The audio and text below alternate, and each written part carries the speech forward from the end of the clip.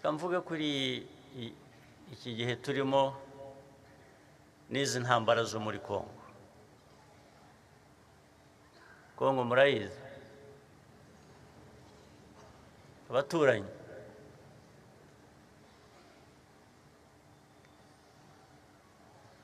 Twagize ibyago hamwe, buriya dufite ibyago bimwe ariko bo bahisemo kutabyumva. Ibyago bimwe dufite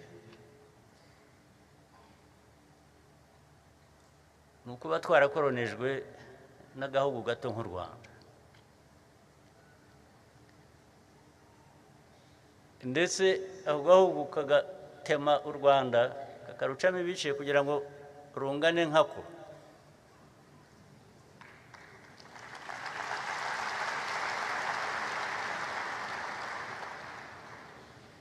Ubwo ni Ububiligi mvuga, kandi aza kubwihanangiriza.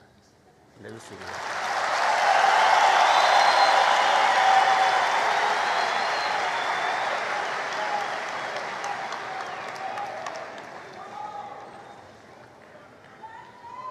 Ububiligi bwishe u Rwanda bukica Abanyarwanda amateka aya yose arenze 30 gusa, imyaka 30 gusa. Rukajya rutugarukaho, rukongera abasigaye rukongera rukabica.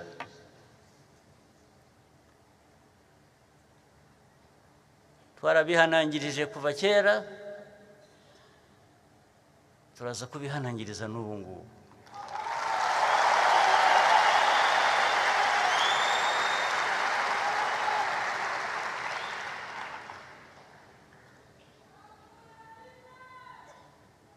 Iyi ntambara ya Kongo,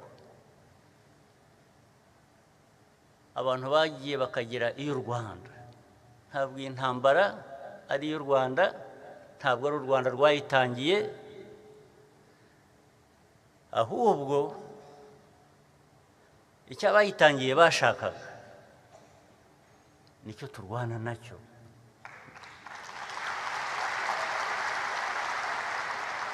Ni nacyo ndi bubabwire.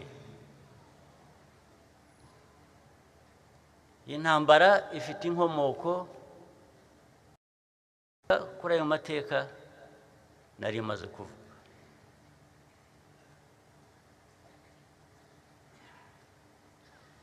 Abantu bitwa Abanyarwanda bamwe bagiye bisanga hakurya y'imipaka tuzi ubu ngubu y'u Rwanda. Ntabwo ari u Rwanda rwabatwayeyo, ntabwo ari Abanyarwanda batwaye, ntabwo ari u Rwanda rwatwaye Abanyarwanda muri za Gisoro muri Uganda, ahantu bitwa Gisoro hano. Ntabwo ari u Rwanda rwatwaye Abanyarwanda muri za Masisi, muri za Rucuro na hehandi. Ntabwo ari u Rwanda rwabajyanyeyo.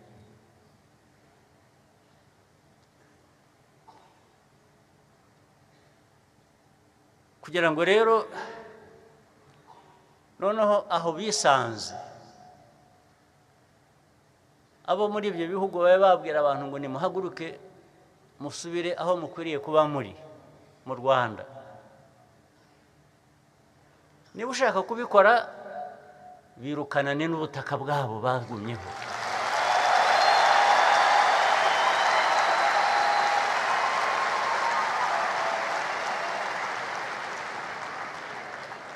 Ariko niba ukoresha ukuri, cyangwa niba ushaka amahoro nkawe nk'uko abantu bose bayashaka, ugomba guha abantu uburenganzira bwabo. Byanze bikunze, iyo utabubahaye abantu, udahaye abantu uburenganzira bwabo, baraburwanira. Ni wa muriro navugaga.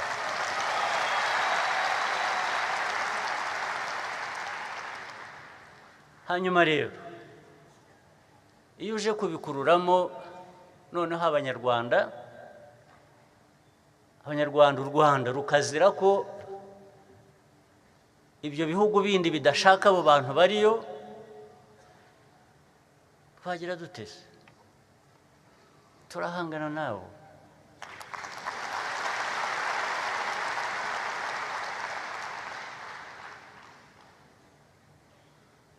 iyo udafite n'amikoro nk'uko na yacu n'ubundi afite ahagarukira, ukoresha umutima utagira aho ugarukira, ubushake butagira aho bugarukira, na bike mu mikoro ufite.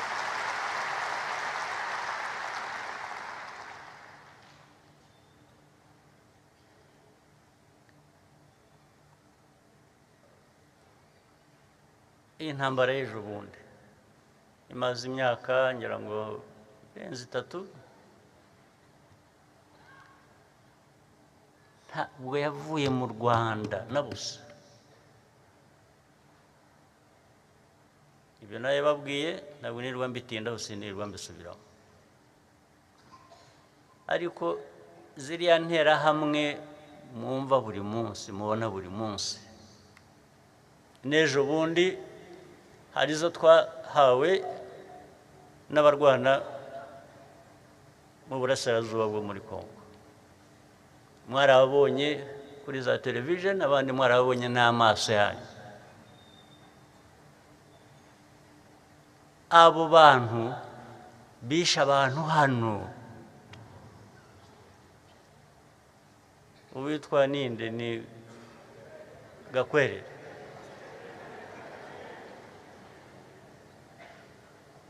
Gakwerere yishe abantu, yishe abavandimwe, yishe abanyarwanda, ariko si we gusa, nuko ari we wafashwe ejo bundi. Abandi baguye ku rugamba. Abo bantu byaragiye biba kuvuga ngo iyo uvuze FDLR, iyo uvuze interahamwe, bakavuga ngo ariko abo ngabo ngo muvuga ngo ni bangahe? Ushaka ko baba bangahe kugira ngo babe ikibazo?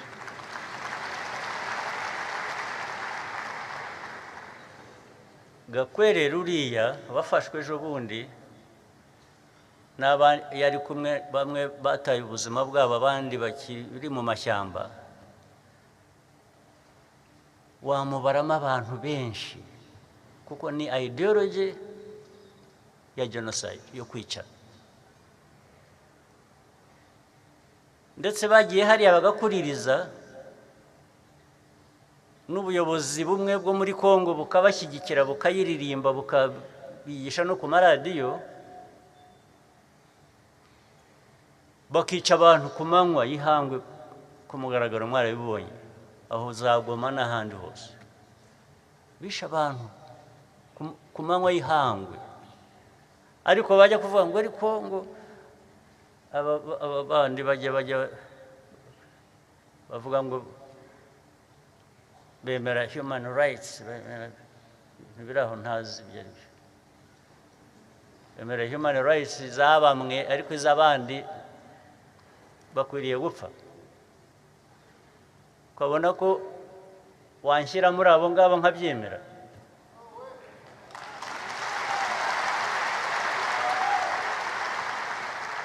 Washyira abantu mu bagomba gupfa bakabyemera, bakagutegereza kuza kubica? Byose ko ari ugupfa se nanone? Napfa ndwana nawe?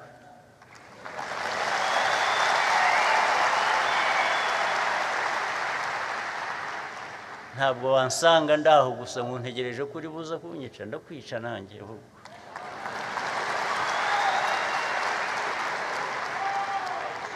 Ibyo rwose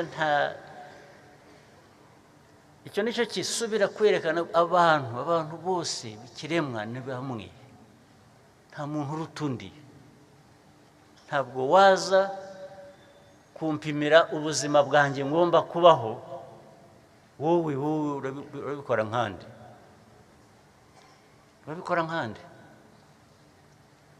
ubwo rero byarangira gutyo. Aba barwana muri Congo batotejwe kuva ryari, ndetse buriya abantu nuko birengagiza amasezerano yabaye mu myaka iyi ntambara ibaye ejo bundi mu bihumbi 2022 byari byabaye no mu bihumbi 2012 imyaka 10 hagati itarashira intambara zongera zabaye ariko ari icyo gihe cya 2012 na mbere yaho aba bantu bagiye bumvikana na za leta zari ziriho bagera kuri byinshi barumvikana nta na kimwe kigize gishyira mu bikorwa ariko ubwo kumvikana ni ukuvuga ko bemeraga ko aba bantu bafite ukuri kwabo bagomba guhabwa ariko ejo bundi biraza birivanga bijyamo ya ideology navugaga bijyamo leta ya Kongo noneho bijyamo n'abandi banyafurika uko bateye sinkuzi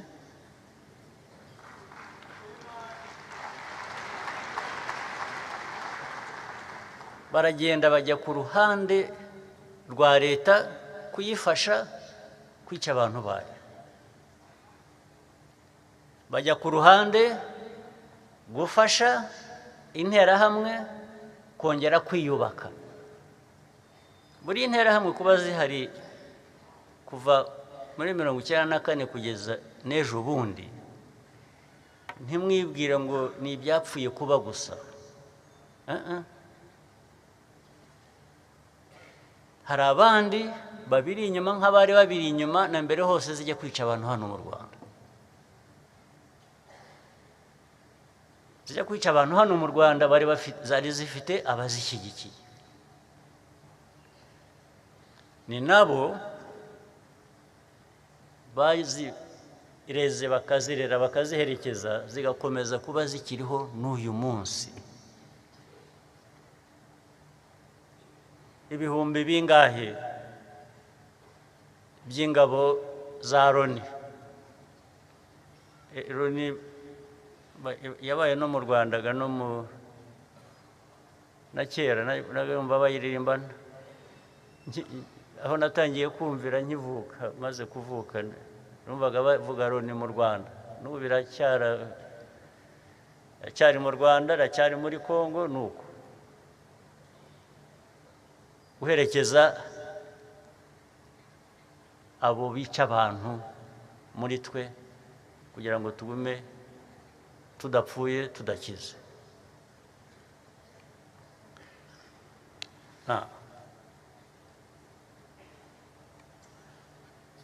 ikibazo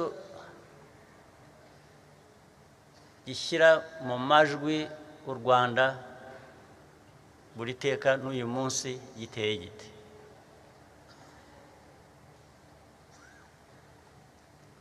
ndahera hahandi nababwiye Gakwerere wazanywe ku manywa n'abandi bari kumwe amaze imyaka ingahe hafi 30 nyine cyangwa se 30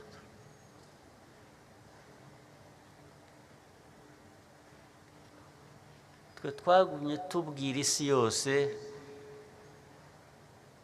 ikibazo cy'izi nterahamwe inkeke duhoraho u Rwanda ruhoraho ngaho turatewe ngaho ku mupaka ngaho barambutse ngaho bajugunye amabombe yisha abantu muri za Kinigi hehe hose abantu bakatubwira ngo ni bake ni biki ibyo ntibihagije niho kuvuga ngo ibyo muriho mubona muvuga ntibihagije mukwiye kuba mubona ibirenze ibyo nibyo bubakaga ejo bundi rero ibyo birenze ibyo nibyo bubakaga ejo bundi ntabwo byarimo gushyigikira interahamwe gusa no kurwanya abanyekongo babuzwa uburenganzira bwabo ahubwo byari birimo no gutera u Rwanda ndetse bikavugwa ku mugaragaro perezida wa Kongo akabivuga ku mugaragaro, akavuga ko ashaka gutera u Rwanda, azaruhindura uko ashatse. Akabivuga uyu munsi, hashira igihe akibura ko batamwumvise, akabisubiramo ejo, akabisubiramo bwa gatatu. Abantu rero nko kuvuga ngo ariko se ubundi yabishobora, cyangwa murabyumva mutyo mukumva hari icyo bikwiye kuba bibatwaye. Arabivuga, ari interahamwe ariho akoresha yubaka imbunda, hari abaje kumufasha barimo n'abaturutse i Burayi abitwa abamerisoneri. Abamerisoneri nayo mbaherutse kera mu mateka.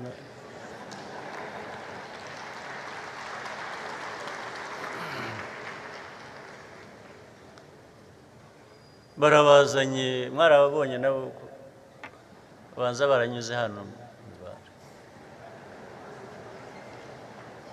ariko nta wabarenganya, nta nubwo bazi geography, ntabwo bazi ko aka karere gateye, n'amateka ntibayazi. Bo barabazanye gusa ngo bajye kurwana. Abasenere bavuye i Burayi baza kurwana n'abirabura, ubu babasanga hano bakamenya gutoranya abantu ngo uyu ni iki, uyu ni iki, uyu ni iki.